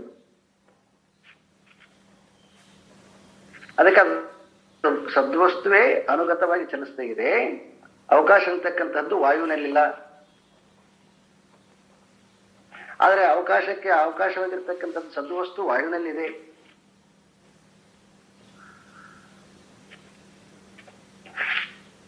ವಸ್ತುತಃ ಪರಬ್ರಹ್ಮ ವಸ್ತುವನ್ನ ಭೇದವಾಗಿದ್ದರೂ ಕೂಡ ಈ ಮಾಯೆ ನಮ್ಮ ಅದೇನ್ ಮಾಡಿದೆ ಅಂದ್ರೆ ಕಲ್ಪಿಸ್ತು ಹಾಗೆ ಅಂತ.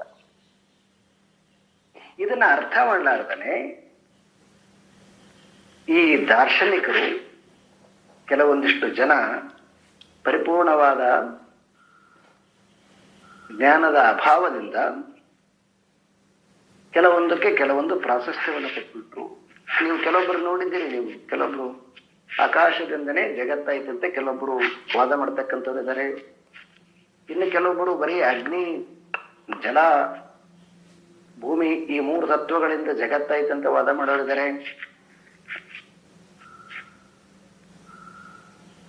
ಇನ್ನು ಅದೆಲ್ಲ ಏನಿಲ್ಲ, ಎಲ್ಲ ಬರೀ ಕಾಣತಕ್ಕಂಥದ್ದಷ್ಟೇ ಜಗತ್ತು ಅಂತಕ್ಕಂಥದ್ದು ವಾದ ಮಾಡೋರಿದ್ದಾರೆ. ಇದು ಸತ್ಯ, ಕಣ್ಣಿಗೇನು ಕಾಣಿಸ್ತದೆ ಅದು ಸತ್ಯ, ಮತ್ತೆ ಯಾವುದು ಬೇರೆ ಹಿಂದುಗಡೆ ಮುಂದೆ ಏನೆಲ್ಲ ಎಲ್ಲ ಇದೆಲ್ಲ ಕೂಡ ಕಲ್ಪಿಸಲ್ಪಟ್ಟಿದ್ದಂತ ಅಪೋಸಿಟ್ ಮಾಯೇನು ಹೇಳ್ತಕ್ಕಂಥವ್ರು ಇದಾರ. ಅದಕ್ಕೆ ಅವ್ರು ಹೇಳ್ತಾ ಇದ್ದಾರೆ, ಸತೋ ವ್ಯೋಮತ್ವಂ ಆಪನ್ನಂ ವ್ಯೋಮ್ನಃ ಸತ್ತಾಂತು ಲೌಕಿಕಾಃ ತಾರ್ಕಿಕಾಶ್ಚಾವಗಚ್ಚಂತಿ ಮಾಯಾಯ ಉಚಿತಂ ಹಿ ತತ್. ಹೀಗೆ ಇದರ ಪರಿಪೂರ್ಣವಾದ ಜ್ಞಾನ ಇಲ್ಲದೆ ಇರ್ತಕ್ಕಂಥವರು ಆಕಾಶಕ್ಕೆ ಸತ್ಯ ಸ್ವರೂಪವನ್ನು ಕೊಟ್ಬಿಟ್ರು, ಆಕಾಶವೇ ಸತ್ಯ ಅಂತಕ್ಕಂಥದ್ದನ್ನ ತಿಳ್ಕೊಂಡ್ಬಿಟ್ರು.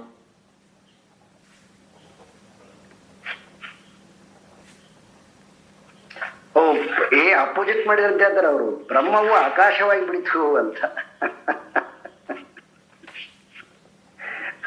ಬ್ರಹ್ಮವಸ್ತು ಆಕಾಶ ಆಗಿ ಬಿಡಿತು, ಭೂಮಿ ಸೈಟ್ ಆಗಿ ಬಿಡಿತು, ಸೈಟ್ 1 ಆಗಿ ಬಿಡಿತು. ಅಷ್ಟೇನಾ ಭೂಮಿ ಆಗರ?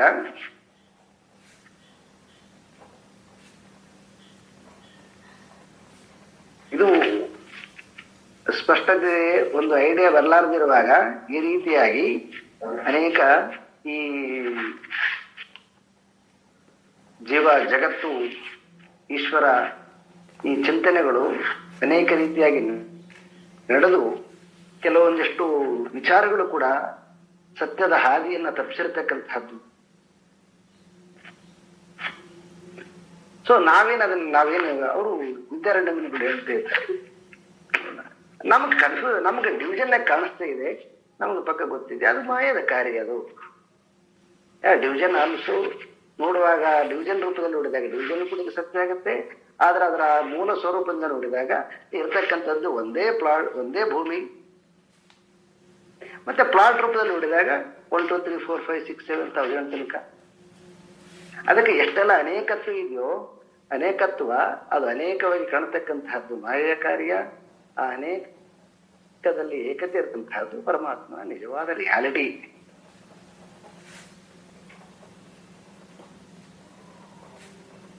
ಇದು ಬ್ಯೂಟಿಫುಲ್ ಅದ್ವೈತದ ಫಿಲಾಸಫಿ. ಇದರ ಅರ್ಥ ಮಾಡಿಕೊಳ್ಳಾರ್ದೆ ಅನೇಕ ರೀತಿಯಾಗಿ ಮಾಯೆ ಅಂತಕ್ಕಂಥದ್ದನ್ನ ಕನ್ಫ್ಯೂಸ್ ಆಗಿ ಇನ್ನೇನೋ ಅದಕ್ಕೊಂದು ಆಕಾರ ಕೊಟ್ಬಿಟ್ಟು ಆಗಿರ್ತಕ್ಕಂಥದ್ದು ದ್ವಂದ್ವ. ಅದಕ್ಕೆ ಇಲ್ಲಿ ಎಕ್ಸಾಂಪಲ್ ಕೊಡ್ತಾ ಇದ್ದಾರೆ, ಯಥಾ ವರ್ತತೆ ತಸ್ಯ ತಥಾತ್ವಂ ಭಾತಿ ಮಾನತಃ ಅನ್ಯಥಾತ್ವಂ ಭ್ರಮೇಣಿತಿ ನ್ಯಾಯೋಯಂ ಸಾರ್ವಲೌಕಿಕ. ಬಹಳ ಸುಂದರವಾಗಿ ಎಕ್ಸಾಂಪಲ್ ಕೊಡ್ತಾರೆ. ಒಂದು ವಸ್ತುವು ತನ್ನ ರೂಪದಿಂದ ಇದ್ದರೆ ಅದರ ವಾಸ್ತವತೆಯು ಪ್ರತ್ಯಕ್ಷಾದಿ ಪ್ರಮಾಣಗಳಿಂದ ಕಂಡು ಬರ್ತದೆ. ಅದು ಬೇರೆ ರೂಪದಿಂದ ತೋರಿದರೆ ಅದರ ಅವಾಸ್ತವತೆಯು ಭ್ರಾಂತಿಯಿಂದ ಉಂಟಾಗಿದೆ ಎಂಬುದು ಲೋಕ ಪ್ರಸಿದ್ಧವಾಗಿದೆ. ಬ್ಯೂಟಿಫುಲ್ ಎಕ್ಸಾಂಪಲ್ ಕೊಟ್ಟಿದ್ದಾರೆ. ಏನಂತಂದ್ರೆ, ಈಗ ಕಪ್ಪೆ ಚಿಪ್ಪಿನ ಎಕ್ಸಾಂಪಲ್ ಕೊಟ್ಟಿದ್ದಾರೆ ಅವರು. ಕಪ್ಪೆ ಚಿಪ್ಪಾಗಿ ಕಂಡು ಬಿಡುತ್ತೆ ಅಂತಂದ್ರೆ ನಮಗೇನು ಡೌಟ್ ಬರೋದಿಲ್ಲ, ಅದಕ್ಕೆ ರಿಯಾಲಿಟಿ ಅದು. ಆದರೆ ಕಪ್ಪೆ ಚಿಪ್ಪು ಅದರ ಒಂದು ಯಾವುದು ಅದರಲ್ಲಿಷ್ಟು ಸೂಕ್ಷ್ಮ ಭಾಗ ಇದೆಯೋ ಆ ಭಾಗದ ಮೇಲೆ ಯಾವಾಗ ಸೂರ್ಯನ ಕಿರಣ ಆ ಭಾಗದ ಮೇಲೆ ಬಿದ್ದಾಗ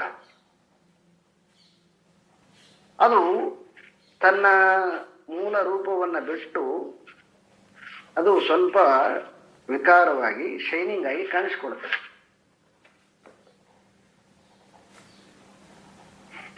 ಶೈನಿಂಗ್ ಆಗಿ ಕಾಣಿಸಿಕೊಂಡಾಗ ಮತ್ತೆ ನಾವೇನ್ ಮಾಡ್ತೀವಿ ಅಂತಂದ್ರೆ ಅದನ್ನ ನಾವು ಬೆಳ್ಳಿ ಅಂತೀವಿ. ಅಲ್ಲಿ ಬೆಳ್ಳಿ ಇಲ್ವೇ ಇಲ್ಲ, ಅನ್ಯಥಾತ್ವ ಅಂದ್ರೆ ಅದ್ರ ಮೇಲೆ ಇನ್ನೊಂದು ಆರೋಪ ಮಾಡಿದ್ವಿ ನಾವು.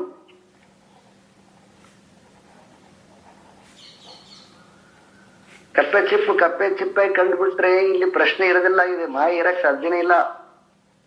ಆದ್ರೆ ಈಗ ನೀವೇನ್ ಮಾಡಿ ಅಂತಂದ್ರೆ ಕಪ್ಪೆ ಚಿಪ್ಪುವನ್ನ ಸದ್ವಸ್ತು ತಿಳ್ಕೊಡ್ರಿ, ಸುಮ್ಮನೆ ಎಕ್ಸಾಂಪಲ್ ಕೊಟ್ಟಿದ್ದಾರೆ ಅವರು ಅರ್ಥ ಮಾಡಿಕೊಳ್ಳೋಕ್ಕೋಸ್ಕರ ಸಲುವಾಗಿ. ಈಗ ಸೂರ್ಯನ ಕಿರಣವನ್ನ ಮಾಯ ಅಂತ ತಿಳ್ಕೊಂಡ್ಬಿಟ್ರಿ. ಈಗ ಸೂರ್ಯನ ಕಿರಣ ಅದ್ರ ಮೇಲೆ ಬಿದ್ದ ಮೇಲೆ ಅದೇನಾಯ್ತು ಅಂತಂದ್ರೆ ತನ್ನ ಸ್ವರೂಪವನ್ನ ಕಳೆದುಕೊಳ್ಳದೆ ಅದು ಇನ್ನೊಂದು ರೂಪವಾಗಿ ಕಾಣಿಸ್ಕೊಳ್ತು. ಅದು ಕಿರಣದಿಂದ ಕಾಣಿಸ್ಕೊಂಡಿರ್ತಕ್ಕಂಥದ್ದು ಕಪ್ಪೆ ಚಿಪ್ಪೇನಾಗಿಲ್ಲ. ಕಪ್ಪೆ ಚಿಪ್ಪಾಗಿದೆ. ಅದರ ಸೂರ್ಯನ ಕಿರಣದಿಂದ ಈಗ ಅದೇನಾಯ್ತು ಅಂತಂದ್ರೆ ಅದು ಶೈನಿಂಗ್ ಆಯ್ತು. ಶೈನಿಂಗ್ ಆಗಿರ್ತಕ್ಕಂತಹದನ್ನ ಬೆಳ್ಳಂತ ಆರೋಪ ಮಾಡಿರ್ತಕ್ಕಂಥ ನಮ್ಮ ಭ್ರಾಂತಿ, ಎರಡು ಭ್ರಾಂತಿ. ಅದು ಒಂದು ಮೂಲ ಭ್ರಾಂತಿ, ಮೂಲಾಧ್ಯಾಸ, ಇನ್ನೊಂದು ತುಲಾಧ್ಯಾಸ ಅಂತ ಶಾಸ್ತ್ರದಲ್ಲಿ ಎರಡು ಅಧ್ಯಾಸಗಳು. ಯಾಕಂದ್ರೆ ನಮಗೆ ಬೆಳ್ಳಿಯಲ್ಲಿ ಆಕರ್ಷಣೆ ಇರೋದ್ರಿಂದ ಈಗ ಅದು ಕಪ್ಪೆ ಚಿಪ್ಪು ಹೋಗಿ ಬೆಳ್ಳೆ ಆಯ್ತು.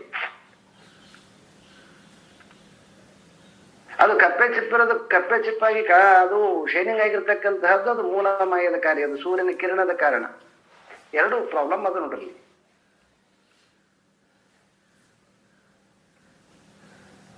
ಅವರು ಇನ್ಯಾವುದೋ ಕತ್ನಲ್ಲಿ ಇರ್ತಕ್ಕಂಥ ಹೇಳ್ತಾರೆ ಎಕ್ಸಾಂಪಲ್ ಬ್ಯೂಟಿಫುಲ್ ಆಗಿ ಬಳಕೆಲಾಗಿರ್ತಕ್ಕಂಥದ್ದು ಹೇಳ್ತಾ ಇದ್ದಾರೆ ಇಲ್ಲಿ ಬಹಳ. ಯಾಕೆ ಜೀವರುಗಳು ಈ ಲೌಕಿಕದ ವಿಷಯಗಳು ಸತ್ಯ ಅಂತ ಓಡ್ತಾ ಇದ್ದರೆ ಅಲ್ಲಿ ಏನ್ ಮಿಕ್ಸರ್ ಆಗಿದೆ ಅಂತ ಗೊತ್ತಿಲ್ಲ.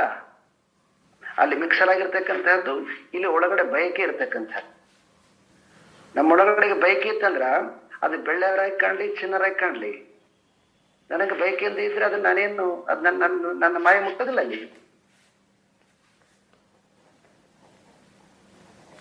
ಬಹಳ ಜನ ಕನ್ಫ್ಯೂಸ್ ಮಾಡಿಕೊಂತಾರೆ, ಅದೇ ಬೆಳ್ಳೆ ಕಾಣಿಸ್ಬೇಕು, ಅದ್ರ ಮೇಲೆ ಯಾಕೆ ಸೂರ್ಯನ ಕಿರಣ ಬೆಳಬೇಕು. ಅರೆ ಅದಕ್ಕದು ಉತ್ತರ ಅಲ್ಲ. ಅದು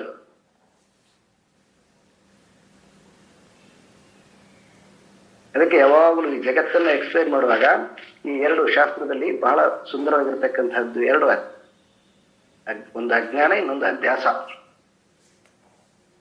ಆ ವಸ್ತು ಇನ್ನೊಂದು ವಸ್ತುವಾಗಿ ಆಗಿಲ್ಲದು, ಇನ್ನೊಂದು ವಸ್ತುವಾಗಿ ಕಾಣತಕ್ಕಂತಹದ್ದು ಅದು ಮೂಲ ಮಾಯದ ಕಾರ್ಯ. ಮತ್ತು ವಸ್ತುವನ್ನ ಅಪೇಕ್ಷೆ ಮಾಡತಕ್ಕಂಥದ್ದು, ವಸ್ತುವಿಗೆ ಹೆದರಿಕೊಳ್ತಕ್ಕಂತಹದ್ದು ಇದು ಮನುಷ್ಯ ಕಲ್ಪಿತವಾಗಿರ್ತಕ್ಕಂತಹ ಇನ್ನೊಂದು ರೀತಿಯಾಗಿರ್ತಕ್ಕಂತಹ ಅಧ್ಯಾಸ. ಮೊದಲನೇದು ಅಜ್ಞಾನ, ಎರಡನೇದು ಅಧ್ಯಾಸ. ಮೂಲ ಅವಿದ್ಯ, ತುಲಾ ಅವಿದ್ಯ ಅಂತ ಬಹಳ ಬ್ಯೂಟಿಫುಲ್ ಆಗಿ ಎರಡು ಅವಿದ್ಯೆಗಳು. ನಾವಿದನ್ನ ಶ್ರೀ ಅರವಿಂದ್ ಅವರು ಲೈಫ್ ಡಿವೈನ್ ಓದುವಾಗ ಅವರು ಕೂಡ ಈ ಎರಡು ಮಾಯೆಗಳ ಎರಡು ಅವಿದ್ಯೆಗಳನ್ನ ಬರೀತಾರೆ ಅವರು.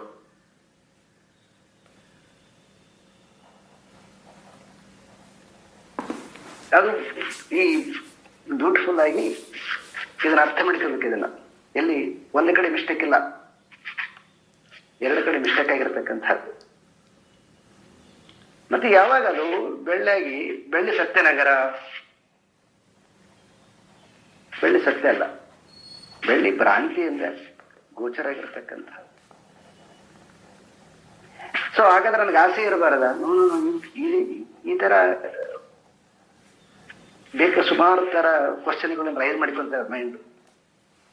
ನಿನ್ಗೆ ಆಸೆ ಇರಲಿ, ಯಾರು ಬೇಡ ಅಂತಾರ. ಆದ್ರೆ ಆ ರಿಯಾಲಿಟಿನದು ಅದನ್ನ ಶೋಧನೆ ಮಾಡಲ್ವಾ?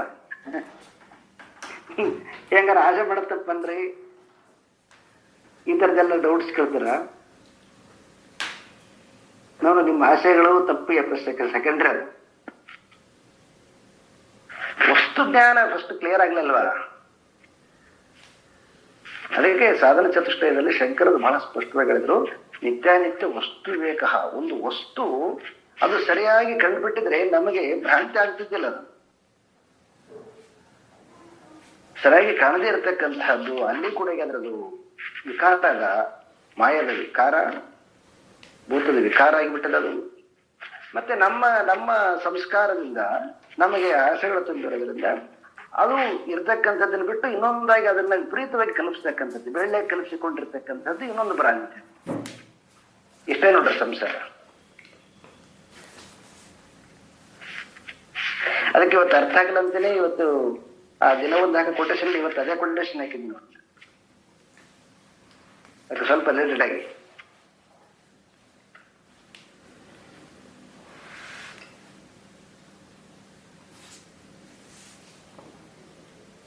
ಈ ಸೂಕ್ಷ್ಮತೆಯನ್ನ ನಾವು ಚಿಂತನೆ ಮಾಡಬೇಕು.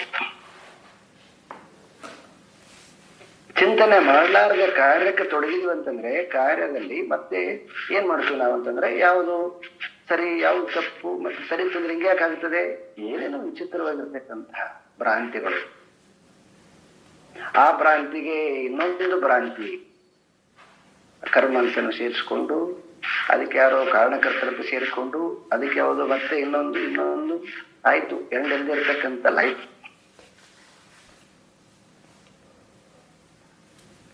ಯಾಕಂದ್ರೆ ಮೂಲ ಸಮಸ್ಯೆನ ಬಿಡ್ತಾನೆ ಮನುಷ್ಯ. ಆ ಮೂಲ ಸಮಸ್ಯೆನ ಬಿಟ್ಬಿಟ್ಟು ಇನ್ನೊಂದು ರೀತಿಯಾಗಿ ಅದಕ್ಕೆ ವ್ಯವಸ್ಥೆ ತರಲಿಕ್ಕೆ ಹೋಗ್ತಾನ. ಇದು ಆಗಿರ್ತಕ್ಕಂತಹ ಬುದ್ಧಿ ಬೆಳೆದು, ಆ ಬುದ್ಧಿ ಅಂತಕ್ಕಂಥದ್ದು ಸತ್ಯದ ರಿಯಾಲಿಟಿ ಆಧಾರದ ಮೇಲೆ ಬುದ್ಧಿ ಬೆಳೆಯೋದನೆ ವಿಪರೀತವಾಗಿ ಬುದ್ಧಿ ಮತ್ತೊಂದು ವಿಕಾರ ಆಗಿ ಇವತ್ತು ಸೊಸೈಟಿಯಲ್ಲಿ ಇಷ್ಟು ಎಲ್ಲ ಅನುಕೂಲಗಳಿದ್ದಾಗಲೂ ಕೂಡ ಇಷ್ಟು ರೀತಿಯಾಗಿರ್ತಕ್ಕಂಥ ವಿಚಿತ್ರವಾಗಿರ್ತಕ್ಕಂಥ ಸಮತೋಲನ, ಒಬ್ರಿಗೊಬ್ರು ಸಾಮರಸ್ಯ ಇಲ್ಲೇ ಇರ್ತಕ್ಕಂಥ ಕುಟುಂಬದಲ್ಲಿರ್ಬೋದು, ಹೊರಗಡೆ ಇರ್ಬೋದು. ಇವಕ್ಕೆಲ್ಲ ಪರಿಹಾರಗಳನ್ನ ಕೇವಲ ಭೌತಿಕವಾಗಿ ಪರಿಹಾರಗಳನ್ನ ಕಲ್ಪಿಸಿಕೊಂಡು ಹೊರಟಿದ್ವಿ ನಾವು. ಯಾವುದೆಲ್ಲ ಭೌತಿಕವಾಗಿ ಅದನ್ನ ಸರಿ ಮಾಡಕ್ ಹೋಗ್ತಿರೋ ಅದು ಕೇವಲ ಬುದ್ಧಿ ಮಟ್ಟದಿಂದ ಸರಿ ಮಾಡ್ತಕ್ಕಂತಹದ್ದಲ್ಲ. ಯಾಕೆ ಅಂತಂದ್ರೆ ವಸ್ತುತಃ ಆ ಇರ್ತಕ್ಕಂತಹದ್ದೇ ಅದು ಕಿಚಡಿ ಇದೆ, ಅದು ಕನ್ಫ್ಯೂಸ್ ಇದೆ. ಅದು ಇದು ಕಾಣಬಾರದಂತ ಹೇಳ್ಬಿಟ್ಟು ಅದಕ್ಕೆ ನಾವು ಒಂದು ಕಾಗದ ಮುಚ್ಚೋದಾಗ್ಲಿ, ಇಲ್ಲಾಂತಂದ್ರೆ ಅದನ್ನ ನೋಡ್ಬಾರ್ದಂತೆ ಮಾಡೋದಾಗ್ಲಿ, ಇದೆಲ್ಲ ಪ್ರಾಕ್ಟೀಸ್ ಅಂದ್ರೆ ಇಲ್ಲ.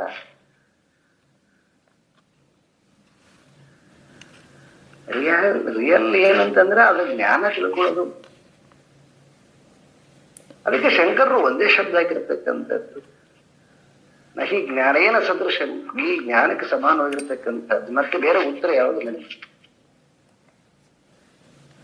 ಈ ಜ್ಞಾನ ಅರ್ಥ ಆಗಿಬಿಡುತ್ತೆ ಅಂತಂದ್ರೆ ಎಲ್ಲ ಸಮಸ್ಯೆಗಳು ಹೊರತೋಗ್ಬಿಡ್ತಾವ. ಅದಕ್ಕೆ ಅವ್ರು ಮತ್ತೆ ಬರೀತಾರೆ, ಜ್ಞಾನಾಗ್ನಿದಗ್ಧ ಕರ್ಮಾಣಂ ತಮಾಹು ಪಂಡಿತಂ ಬುಧಾಹ.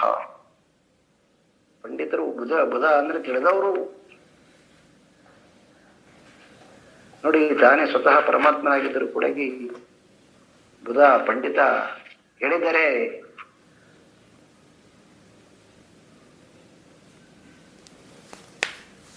ಅಂತ. ಯಾರು ಸತ್ಯ ದರ್ಶನವನ್ನು ಮಾಡಿಕೊಂಡಿರ್ತಾರೋ, ಸತ್ಯ ದರ್ಶನ ಮಾಡಿಕೊಂಡಿರ್ತಕ್ಕಂತಹ ಜ್ಞಾನಿಗಳನ್ನ ತನಗೆ ಅವರು ಮಾರ್ಗದರ್ಶಕರು ಅನ್ನುವ ಹಾಗೆ ಮಾತಾಡಿರ್ತಕ್ಕಂಥದ್ದು. ಅಂದ್ರೆ ಅರ್ಥ ಏನಂತಂದ್ರೆ ಸತ್ಯ ದರ್ಶನ ಮಾಡಿರ್ತಕ್ಕಂಥವರೇ ಮಾರ್ಗದರ್ಶಕರು.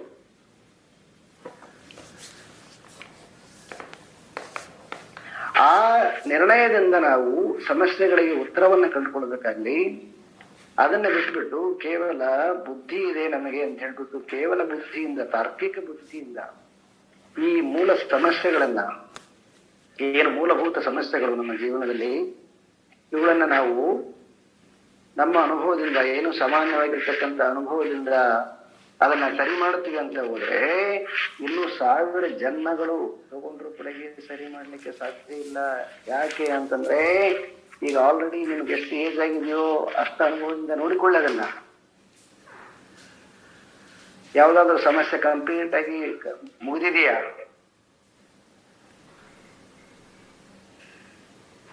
ಅದು ಮುಗಿದಿಲ್ಲ. ಅದು ಯಾಕಂತಂದ್ರೆ ಅದು ಅದು ಅದು ಉಟ್ಕೊಂಡಿರ್ತಕ್ಕಂತಹದ್ದೇ ಮಿಕ್ಸರ್ ತಪ್ಪು ಅಭಿಪ್ರಾಯದಿಂದ. ಆ ತಪ್ಪು ಅಭಿಪ್ರಾಯದ ಆಧಾರದಲ್ಲಿ ಉಟ್ಕೊಂಡಿರ್ತಕ್ಕಂಥ ತಪ್ಪು ಅಭಿಪ್ರಾಯ ತೆಗೆಯ ತನಕನೂ ಕೂಡ ಆ ಸಮಸ್ಯೆ ಹೋಗೋದಿಲ್ಲ. ಅದು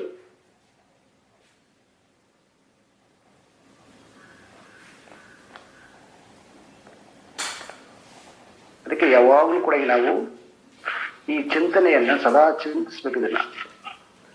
ಈ ಚಿಂತನೆಯಲ್ಲಿ ನೀವು ನಿಮ್ಮ ಸಮಸ್ಯೆಗಳನ್ನು ನೋಡ್ಬಿಡಿ ಶಾಸ್ತ್ರದ ಆಧಾರದ ಮೇಲೆ.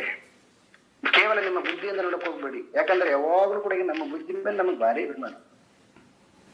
ಯಾಕಂದ್ರೆ ಅದು ನಮ್ಮ ಧರ್ಮ ಆಗಿಬಿಟ್ಟದಲ್ಲ. ನಾವು ಅನ್ನೋದ್ರ ಮೇಲೆ ಬಹಳ ಭದ್ರವಾಗಿ ನಿಂತುಕೊಂಡಿರ್ತಕ್ಕಂಥದ್ದು. ಸೊ ಹಾಗಿರೋದ್ರಿಂದ ಅದು ನಮ್ಮನ್ನು ಕನ್ಫ್ಯೂಸ್ ಮಾಡಿಬಿಡ್ತದೆ.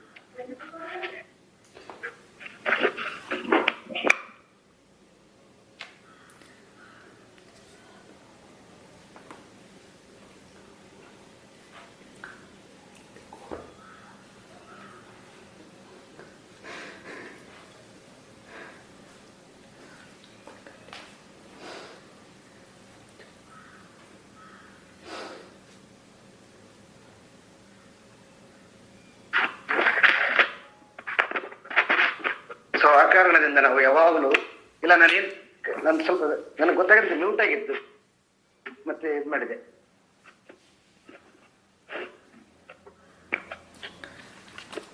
ಅದಕ್ಕೆ ನಾವು ಯಾವಾಗಲೂ ಕೂಡ ಕೇವಲ ತರ್ಕದ ಬುದ್ಧಿಯಿಂದ ಈ ಎಲ್ಲ ನಮ್ಮ ಜೀವನದ ಮೂಲ ಸಮಸ್ಯೆಗಳಿಗೆ ನಾವು ಉತ್ತರಗಳನ್ನ ಕಂಡುಕೊಳ್ತೀವಿ, ಸಕ್ಸಸ್ ಆಗ್ತೀವಿ, ಸಾಧ್ಯನೇ ಇಲ್ಲ. ಯಾಕಂತಂದ್ರೆ ಆ ಮೂಲ ವಸ್ತುವನ್ನ ತಿಳಿಲಾರದನೆ, ಯಾವುದರಿಂದ ನಮಗೇನು ಕಾಣಿಸ್ಕೊಳ್ತಾ ಇದೆ ವಸ್ತುಗಳು, ಆ ಮೂಲ ವಸ್ತುವನ್ನ ತಿಳಿದಾಗ ಮಾತ್ರ ಅದಕ್ಕೊಂದು ಉತ್ತರ ಬರ್ತದಾಗ್ಲಿ. ಆ ವಸ್ತುವನ್ನ ತಿಳಿಲಾರದೆ ಕೇವಲ ಮಾಯೆಯಿಂದ ಕಾಣಿಸ್ಕೊಳ್ತಕ್ಕಂಥ ವಸ್ತುಗಳನ್ನ ನಾವು ನಮ್ಮ ಬುದ್ಧಿಯಿಂದ ಸರಿ ಮಾಡುತ್ತೇವೆ ಅಂತಕ್ಕಂತಹದ್ದು. ಇದು ಹೇಗಂತಂದ್ರೆ ನದಿಯಲ್ಲಿ ಹೋಮ ಮಾಡಿದಂಗಾಗತ್ತೆ, ಎಲ್ಲ ವ್ಯರ್ಥ ಆಗಿರ್ತದು. ಅದಕ್ಕೆ ಆಚಾರ್ಯ ಶಂಕರರು ಬಹಳ ಬ್ಯೂಟಿಫುಲ್ ಆಗಿ ಹೇಳ್ಬಿಟ್ರು, ಯೋಗರತೋವ ಭೋಗರತೋವ ಸಂಗರತೋವ ಸಂಗವಿಹೀನ ಯಸ್ಯ ಬ್ರಹ್ಮಣಿ ರಮತೆ ಚಿತ್ತಂ ನಂದತಿ ನಂದತಿ ನಂದತಿ. ಈ ಜ್ಞಾನ ಅಂತರಂಗದಲ್ಲಿ ನೆಲೆಸಿಬಿಡ್ಲಿದೆವು, ಅವಾಗ ಹೊರಗಿಂದ ಏನ್ ನಿಮಗೆ ಪ್ರಶ್ನೆನೇ ಬರೋದಿಲ್ಲ. ಅದು ನಮಗದು ಗೊತ್ತಿಲ್ಲ. ನಮಗೆ ನಾವೇ ಬಹಳ ಬುದ್ಧಿವಂತರು. ನಮ್ಮ ಬುದ್ಧಿಯಿಂದ ಈ ಸಂಸಾರದ ಎಲ್ಲ ತಾಪತ್ರಯಗಳಿಗೆ ಒಂದು ಶಾಶ್ವತವಾದ ಪರಿಹಾರವನ್ನ ಕಂಡುಕೊಳ್ಬೇಕು.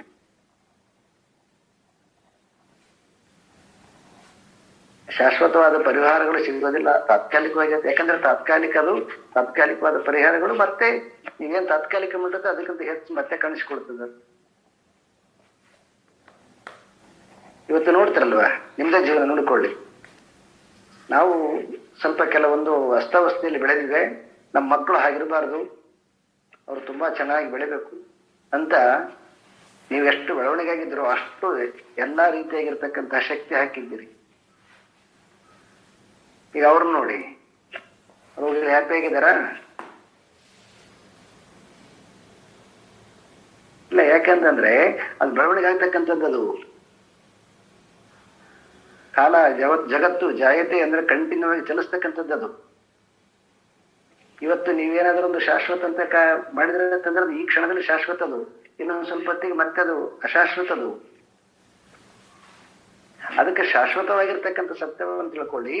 ಈ ಅಶಾಶ್ವತವಾಗಿರ್ತಕ್ಕಂತಹದನ್ನ ತುಂಬಾ ಸುಲಭವಾಗಿ ಇದನ್ನ ಏನ್ ಮಾಡ್ಬೋದು, ಇದನ್ನ ಎಂಜಾಯ್ ಮಾಡ್ಬೋದು. ಇದು ಋಷಿಗಳ ಸತ್ಯ ದರ್ಶನ. ಅದಕ್ಕೆ ಅವರು ಯಾವಾಗಲೂ ಸಂತೋಷವಾಗಿರ್ತಿದ್ರು. ಸೊ ನಾವೆಲ್ಲರೂ ಕೂಡ ಈ ಜಗತ್ತು ಪರಮಾತ್ಮ ನಮ್ಮನ್ನೆಲ್ಲ ಸೃಷ್ಟಿ ಮಾಡಿರ್ತಕ್ಕಂಥದ್ದು ಅದೇ ಕಾರಣದಿಂದ ನಾವೆಲ್ಲರೂ ಸಂತೋಷವಾಗಿರ್ಬೇಕು. ಹೇಗೆ ಸಂತೋಷವಾಗಿರಕ್ಕೆ ಸಾಧ್ಯ ಆಗತ್ತಂದ್ರೆ ಈ ಜ್ಞಾನ ಕೊಟ್ಟಿದ್ದಾನೆ ನಮಗೆ ಅವನು. ಯದಾ ಯದಾ ಹಿ ಧರ್ಮಸ್ಯ, ಅವಾಗವಾಗ ಬಂದು ಬಂದು ಬಂದು ಬಂದು ನಮಗೆ ಈ ಜ್ಞಾನವನ್ನ ಕೊಡ್ತಾ ಇದ್ದಾನೆ ಅವನು. ಅದಕ್ಕೆ ಈ ಜ್ಞಾನವನ್ನ ತೆಗೆದುಕೊಂಡು ನಾವೆಲ್ಲರೂ ಕೂಡ ಈ ಮಾಯೆಯ ಕಾರ್ಯದಿಂದ ಮುಕ್ತರಾಗಿ ಆ ಸತ್ಸ್ವರೂಪದಲ್ಲಿ ನಮ್ಮ ಬುದ್ಧಿಯನ್ನ ನೆನೆಸಿದಾಗ ನಾವೆಲ್ಲರೂ ಸಂತೋಷವಾಗಿರ್ಬಹುದು ಅಂತಕ್ಕಂತಹದ್ದನ್ನ ತಿಳಿಸ್ತಾ ಇನ್ನು ಇದನ್ನ ಡಿಸ್ಕಸ್ ಮಾಡೋಣ. ಓಂ ಪೂರ್ಣಮದಃ ಪೂರ್ಣಮಿದಂ ಪೂರ್ಣಾತ್ ಪೂರ್ಣಮುದಚ್ಯತೆ ಪೂರ್ಣಸ್ಯ ಪೂರ್ಣಮಾದಾಯ ಪೂರ್ಣಮೇವಾವಶಿಷ್ಯತೆ. ಓಂ ಶಾಂತಿ ಶಾಂತಿ ಶಾಂತಿ. ಹರಿ ಓಂ. ಶ್ರೀ ಗುರುಭ್ಯೋ ನಮಃ. ಹರಿ ಓಂ.